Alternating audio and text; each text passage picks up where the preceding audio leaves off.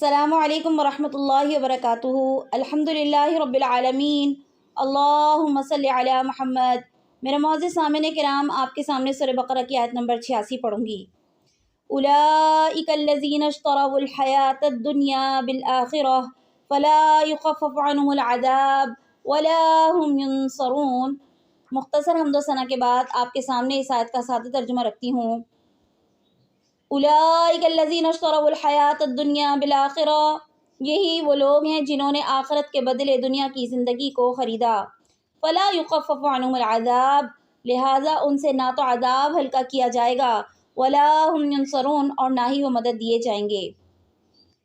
مفسرین کرام تفاسیر میں بیان کرتے ہیں، یعنی یہود مسلمانوں سے جو کچھ بھی بد عہدیاں کرتے رہے اللہ کے نبی کے وقت میں یا آج کے وقت میں، یہ سب انہوں نے چند روزہ دنیا کے مفادات کے خاطر کی اور آخرت کے عذاب کا کچھ خیال نہ رکھا۔ نیز اس آیت سے ان لوگوں کا یہ مذہب غلط ثابت ہوتا ہے جو آخرت میں جہنم کے عذاب کو اس قدر کہتے ہیں کہ ہلکا ہو جائے گا کہ دوزخیوں کو کچھ تکلیف نہ رہے گی، کیونکہ وہ اس کے عادی بن جائیں گے۔ یہ آیت ہمیں بتا رہی ہے کہ ایسا کچھ نہیں ہوگا۔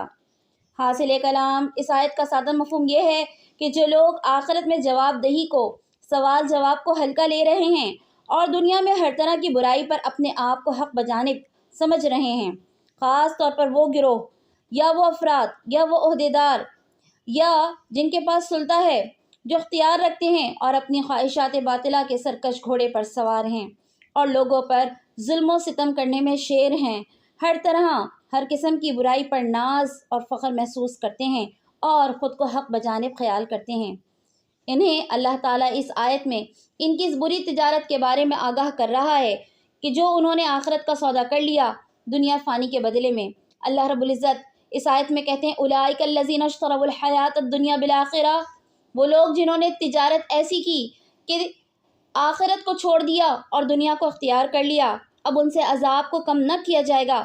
بھلا بتائیے، جب آیت کا مضمون صاف اور شفاف ہے، واضح ہے کہ عذاب انہیں کم محسوس نہ ہوگا، نہ وہ اس کے عادی ہوں گے، نہ وہ اس عذاب کو برداشت کرنے کی سکت رکھ سکیں گے، تو عذاب کس قدر خوفناک روپ دھارے ہوگا۔ یقیناً یہ عذاب اللہ کی نافرمانی کرنے کے باعث ہوگا، سونے پہ سہاگا کہ وہ کوئی مددگار بھی نہ پائیں گے۔ یہ آیت میں بڑے واضح الفاظ میں اللہ نے کہا، وَلَا هُمْ يُنصَرُونَ، ان کی کسی طرح کوئی مدد نہ کی جائے گی کہ کوئی بادشاہ، کوئی وزیر اعظم، کوئی جنرل کرنل ان کی مدد کرے اور ان کی اس برائی کو اور برے کیے ہوئے کو اور اس پر ملنے والی سزا کو ریسکیو کر سکے، معاذ اللہ۔ وآخر دعوانا ان الحمد للہ رب العالمین۔ السلام علیکم ورحمۃ اللہ وبرکاتہ۔